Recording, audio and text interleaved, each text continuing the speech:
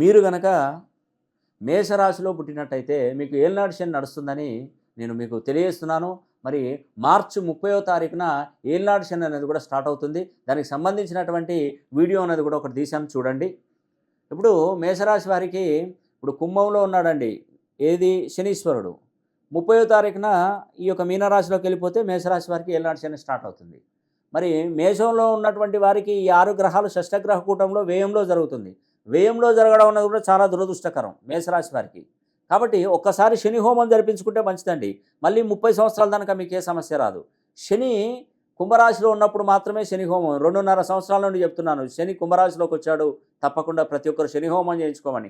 ఇక్కడ మిస్ అయిందంటే మళ్ళీ ఏ రాశి వారు ఎప్పుడు కూడా చేయించుకోవడానికి అవకాశం ఉండదు. మళ్ళీ 30 సంవత్సరాలు పడుతుంది. ఒక రాశి చక్రంలో ఒక రాశిలో 2.5 సంవత్సరాలు, మొత్తం 12 రాశులలో 30 సంవత్సరాలకు ఒకసారి వస్తాడు. మరి మేషంలో మనకు వ్యయంలో ఉన్నాడు కాబట్టి